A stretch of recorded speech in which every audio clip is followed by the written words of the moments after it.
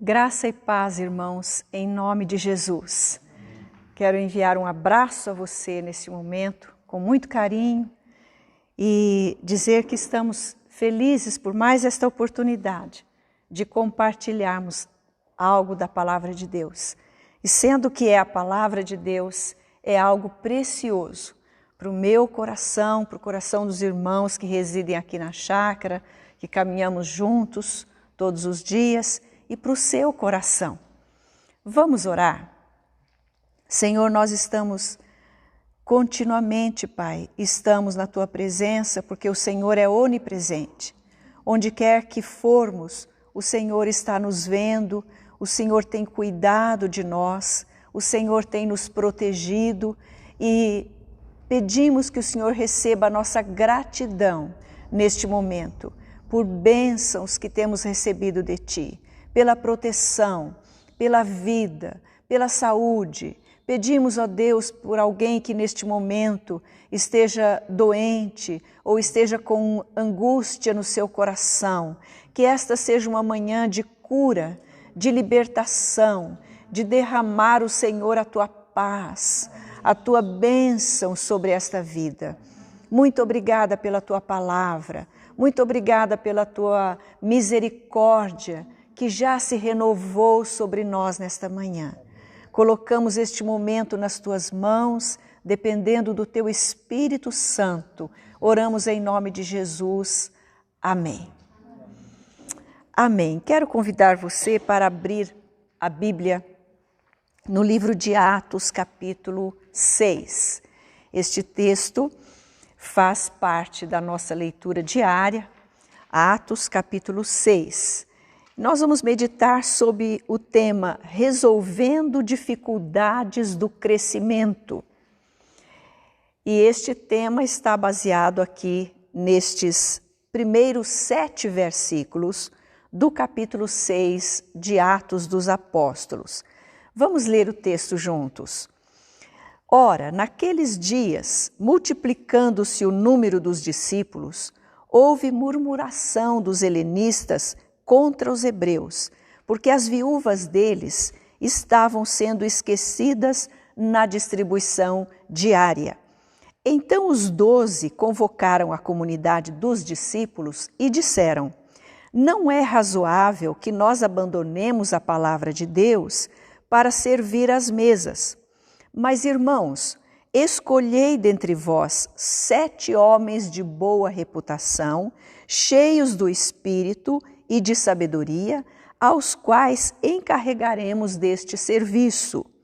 E quanto a nós, nos consagraremos à oração e ao ministério da palavra. O parecer agradou a toda a comunidade. E elegeram Estevão, homem cheio de fé e do Espírito Santo, Filipe, Prócoro, Nicanor, Timão, Pármenas e Nicolau, prosélito de Antioquia. Apresentaram-nos perante os apóstolos e estes, orando, lhes impuseram as mãos. Crescia a palavra de Deus e em Jerusalém se multiplicava o número dos discípulos. Também muitíssimos sacerdotes obedeciam à fé. Amém. 7 versículos do capítulo 6 de Atos. Então, como eu já disse, vamos meditar sobre esse tema, resolvendo dificuldades do crescimento. Crescimento é uma coisa boa. Todos nós gostamos de crescer. Nós, os pais, vibramos com o crescimento físico, emocional, cognitivo dos nossos filhos e curtimos cada fase desse crescimento. E por que é que o crescimento, sendo bom, gera dificuldade? Como é que ele pode gerar dificuldade? No campo físico, natural, nós observamos isso nas pessoas quando elas estão deixando de ser crianças e entrando na idade de jovem, naquela fase de transição que alguns chamam de adolescência. Alguns deles crescem de uma maneira tão rápida que aquele crescimento gera alguns distúrbios. Às vezes, os membros inferiores e superiores crescem de maneira desproporcional ao crescimento dos órgãos internos. Então, isso gera alguns transtornos físicos para ele. Mas é uma fase, vai se ajustar. E também acontece nesta fase até o crescimento gerar dor mesmo real. E o crescimento é bom, mas ele gera algumas necessidades, alguns ajustes, algumas dificuldades. Como resolver isso? A igreja primitiva, a igreja aqui de Atos dos Apóstolos, ela cresceu vertiginosamente. O crescimento em número foi explosivo, foi grandioso. E esse crescimento assim tão expressivo gerou algumas dificuldades. Por isso, nós lemos aqui uma das dificuldades aqui no capítulo 6 e vamos trabalhar um pouquinho, meditar um pouquinho sobre essa dificuldade. Como resolver? Então, como primeiro ponto, nós vamos identificar a crise. Então, a crise, qual era a crise? Ela está no versículo 1, que lemos há pouco, eu vou reler agora. Ora, naqueles dias, multiplicando-se o número dos discípulos, houve murmuração por parte dos helenistas contra os hebreus, porque as viúvas deles estavam sendo esquecidas na distribuição diária. A igreja cristã primitiva era composta apenas de judeus, mas havia aqui, como você vê, helenistas e hebreus. Quem são eles? Os helenistas eram aqueles judeus que falavam grego, que tinham nascido, era uma geração inteira que tinha nascido em outros países de fala grega e haviam retornado, provavelmente na época do Pentecostes, para Jerusalém e estavam ali. Falavam também o hebraico, mas não era a sua língua, digamos assim, materna. E eles tinham costumes também gregos. Esses judeus eram em grande número ali na igreja primitiva, na igreja cristã, a igreja do Senhor Jesus, que estava sendo conduzida humanamente pelos apóstolos, cheios do Espírito Santo. E os hebreus, como está aqui, eram os judeus nascidos em Jerusalém, que falavam o hebraico, o aramaico, e havia então esses dois grupos ali. Eram a mesma raça, o mesmo povo, mas com essa formação, essa experiência de vida diferente. E aí, então, se estabelece uma crise, porque havia uma sobrecarga sobre os apóstolos. Se você voltar um pouquinho, no capítulo 4, somente uma folha, no final do versículo 4, versículos 34 e 35, está escrito assim: pois nenhum necessitado havia entre eles, porquanto os que possuíam casas ou terras ou casas, vendendo-as, traziam os valores correspondentes e depositavam aos pés dos apóstolos. Então se distribuía a qualquer um à medida que alguém tinha necessidade.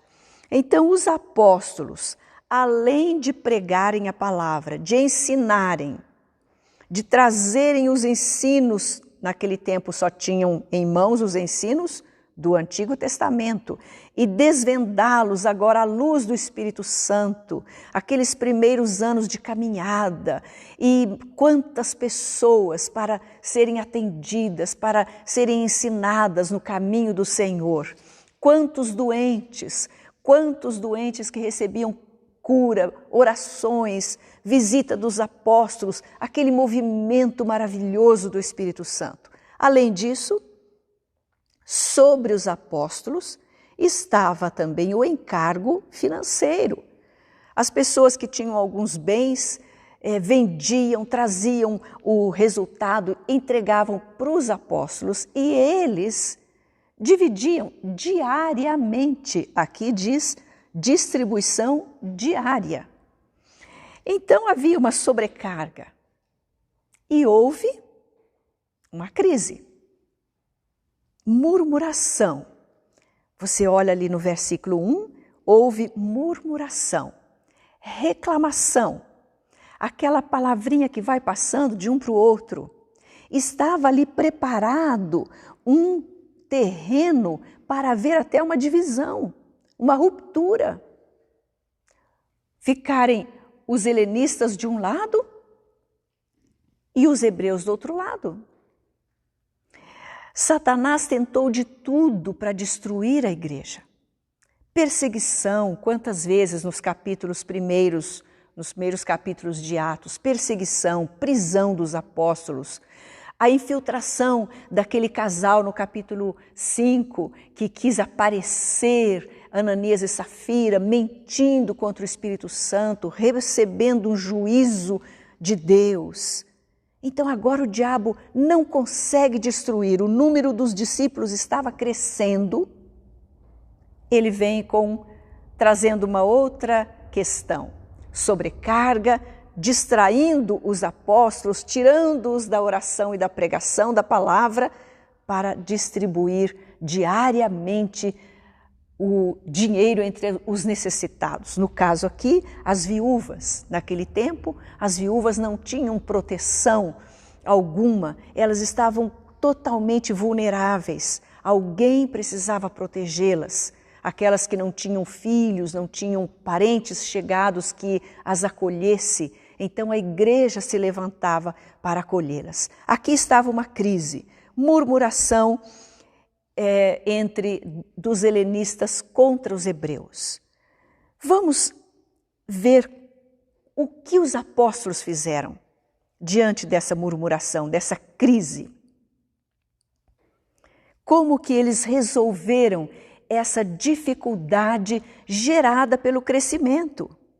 Então vamos ao segundo ponto da nossa meditação, que está nos versículos 2 até o versículo 4. A solução. Qual foi a solução? Em primeiro lugar, no versículo 2, nós vemos que eles convocaram a comunidade dos discípulos.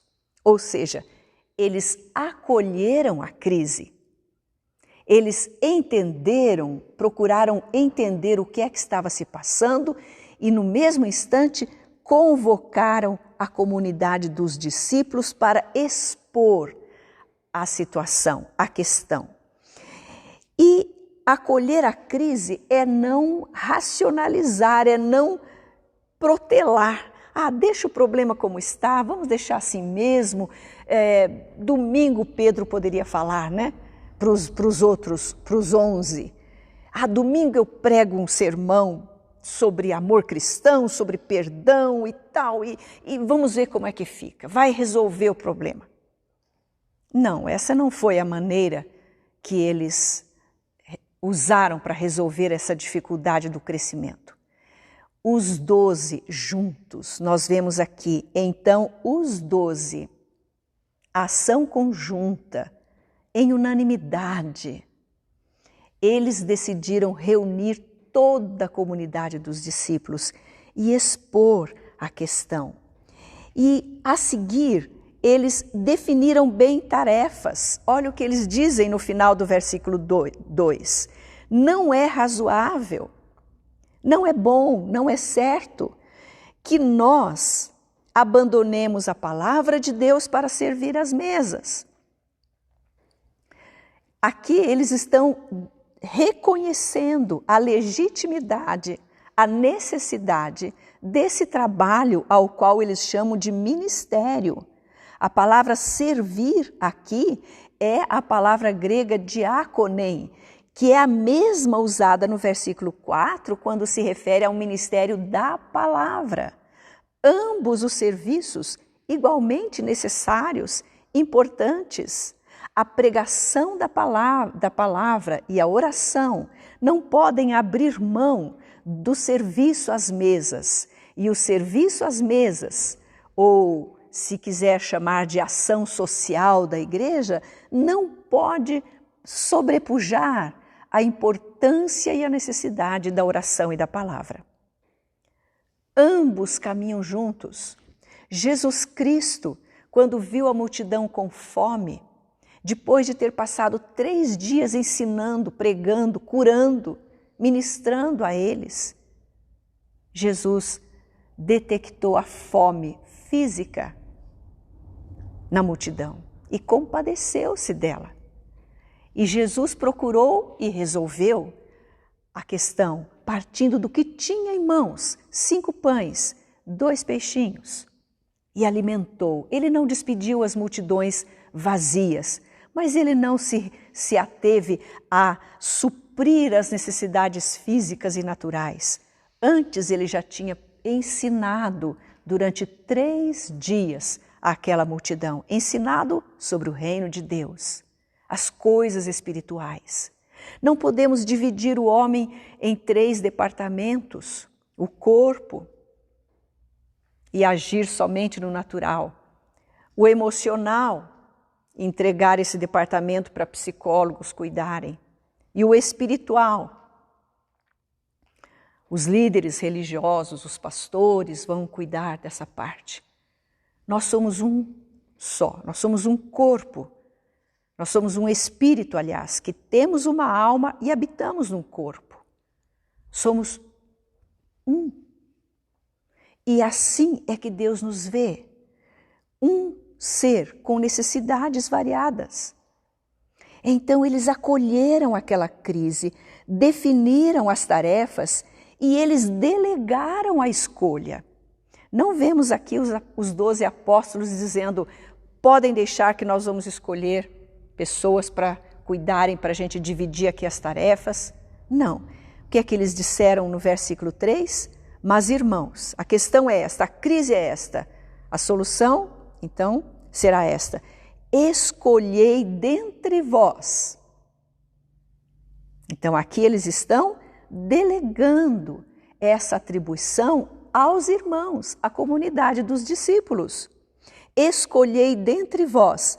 E estipularam um número, 7 homens. Número da perfeição, né? 7 homens. E deram o perfil destes homens. Como eles deveriam ser? Para servir as mesas. Como eles deveriam ser? Então, servir as mesas é algo tão importante. Lidar com os recursos naturais, financeiros, distribuir à medida que cada um tivesse necessidade, era tão importante quanto a ministração da palavra, quanto a consagração à oração, e precisava igualmente de homens de boa reputação, que tivessem um bom testemunho dos demais, homens cheios do Espírito Santo, homens de sabedoria. 3 características: boa reputação, cheios do Espírito e de sabedoria. E esses homens seriam encarregados, eu amei essa palavra aqui, aos quais encarregaremos deste ministério. A palavra é ministério, traduzida aqui para serviço, a mesma diaconem. E eles seriam encarregados. O que faz um encarregado?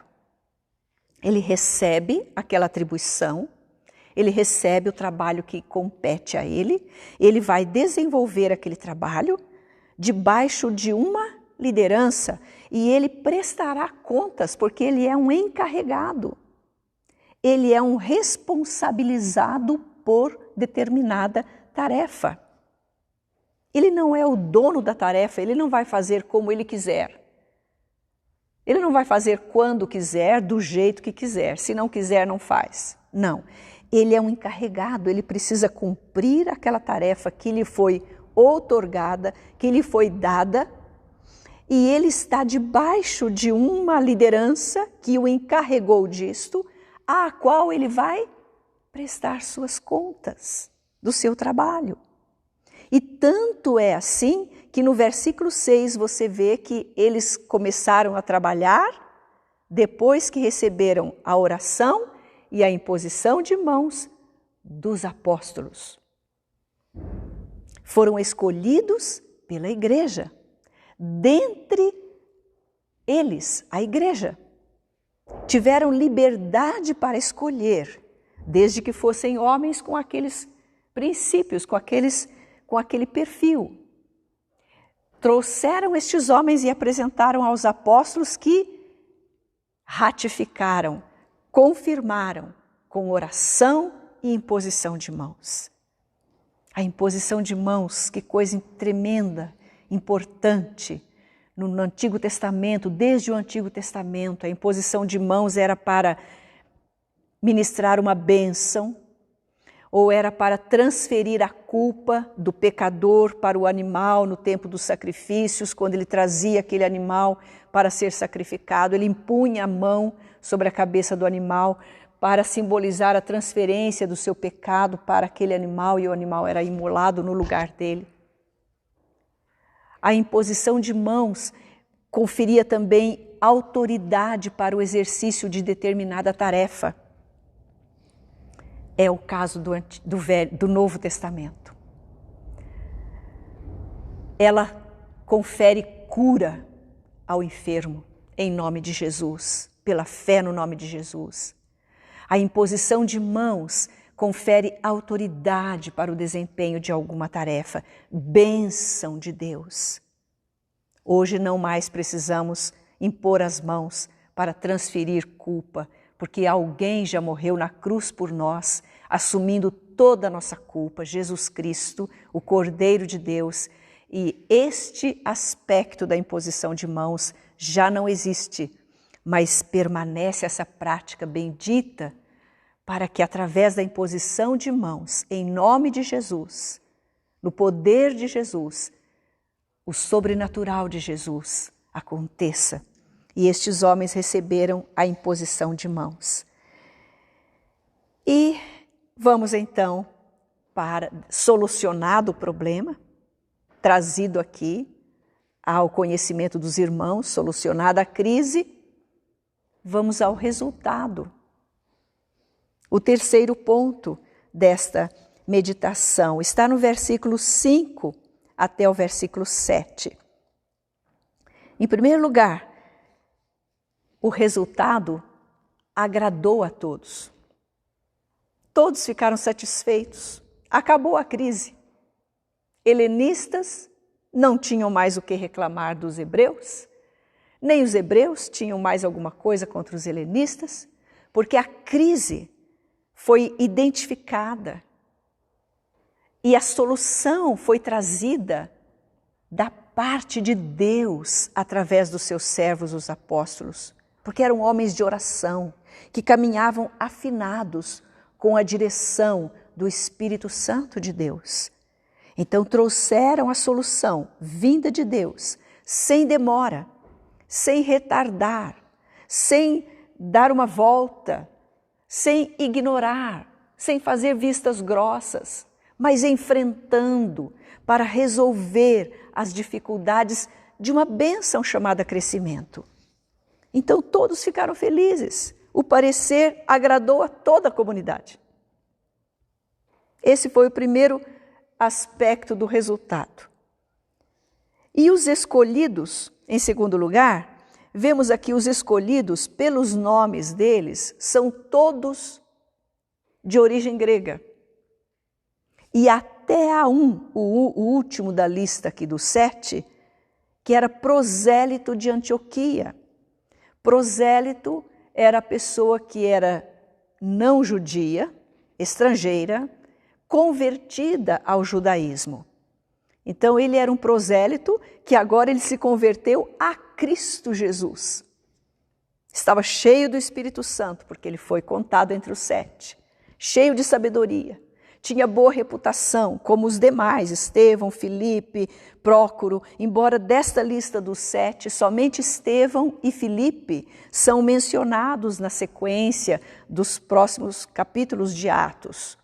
Mas com toda certeza, os 7 funcionaram no seu ofício, para o qual eles foram delegados, indicados, eleitos, não pela comunidade, mas pelo Senhor através dos seus discípulos. Lá na frente, no livro de Atos, nós encontramos Paulo se hospedando na casa de Filipe, que era um dos 7. Sabemos que Filipe foi um maravilhoso evangelista. Estevão, na sequência do livro de Atos, nós vamos ver o que vai acontecer com Estevão, homem cheio do Espírito Santo. Eles eram gregos, receberam a oração com imposição de mãos e não houve nenhuma reclamação, nenhuma murmuração. Por quê? Porque a solução viera de Deus.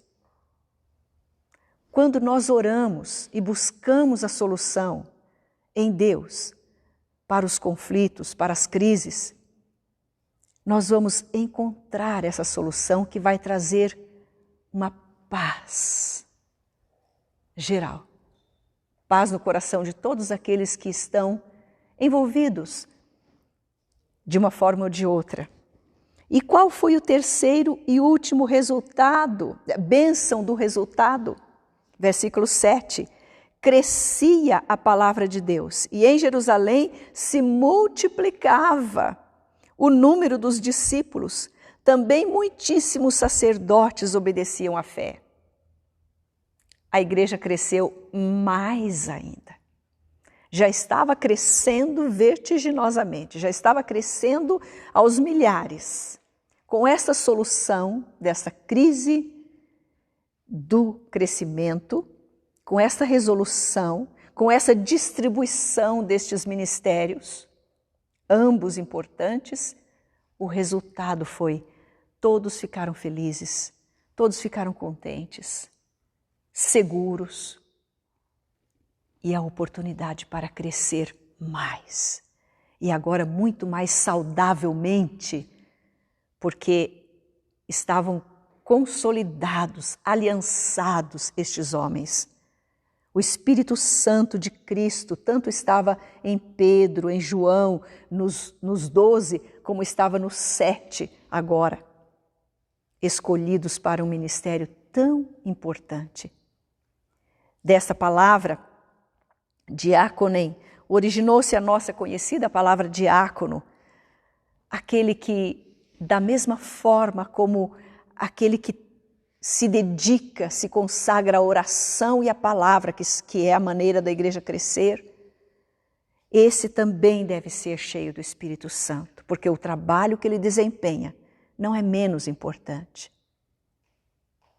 Há somente tipos de chamado, mas o perfil para responder a este chamado, o perfil que Deus espera de nós é o mesmo. Qual conclusão que nós tiramos desta passagem, deste episódio, um dos primeiros na igreja primitiva? Existe uma frase que o meu marido sempre fala para o nosso filho mais velho, que é especial, como muitos sabem, e ele sempre tem algumas dificuldades por conta do toque, transtorno obsessivo compulsivo e por causa do autismo. E nesses momentos de crise, sempre meu marido fala para ele: Daniel, problema existe para ser resolvido. E ele já sabe essa frase. Quando ele começa a dizer a frase, ele mesmo conclui: problema existe, ele responde, para ser resolvido. E traz uma calma no coraçãozinho dele. E eu quero repetir para você essa palavra. Problema, crise existe para ser resolvida. A crise é um momento de ápice que todos nós podemos entrar na crise a qualquer momento, em alguma crise, em algum tipo de crise, temos duas possibilidades. Ou desembocamos num desespero e a situação sai do controle, ou encontramos a solução. Como o nosso Deus é o Deus de todas as soluções e respostas, então nele todas as crises podem ser resolvidas. Há solução para todas as crises. O problema existe para ser resolvido. A crise só precisa ser vista como uma oportunidade que Deus está lhe dando para que você conheça as soluções que Ele tem. O nosso Deus nunca, jamais será pego de surpresa com alguma situação. Não existe nenhuma situação que pegue o nosso Deus de surpresa. Ele é todo-poderoso. Na hora da crise, se nós olharmos para nós mesmos ou para as pessoas que estão envolvidas conosco, quem sabe numa situação crítica, nós vamos desembocar para o caminho da agonia, do desespero, da perda de controle. Mas se nós olharmos para quem Deus é, para o nosso Deus, nós vamos ver a solução dele. Ele tem solução. E a solução de Deus traz paz e traz progresso, crescimento. Ninguém pode crescer sem que haja uma estabilidade, uma ordem. Eu gosto muito do dístico da nossa bandeira, ordem e progresso. Sem progresso, sem ordem, não há como progredir. Mas havendo uma ordem, todas as coisas que Deus faz são organizadas, são na justa proporção e colocação. Com Deus, as coisas se encaixam. Mesmo que não vejamos esse encaixe com os nossos olhos humanos no agora, mas se dermos os passos de fé e obediência, aceitando a solução de Deus, nós vamos ver que tudo está plenamente em ordem. Esse é o nosso Deus. Os apóstolos não perderam a coragem, não ficaram desanimados, nem irritados com aquela murmuração. Era uma crise. Vamos resolver. E a resolução que Deus deu trouxe paz, contentamento, progresso. Vou orar por você. Curve a sua cabeça. Senhor, Tu sabes se neste momento alguém está passando por uma crise, alguém está envolvido, está amarrado, preso a uma crise para a qual não tem visto solução. E neste momento eu quero pedir em nome de Jesus que pelo Teu Espírito Santo Tu convenças cada um com esse Teu amor constrangedor, imenso, que o Senhor convença cada um a se render a Ti e a dizer, Senhor, qual é a Tua solução? Qual é a Tua direção?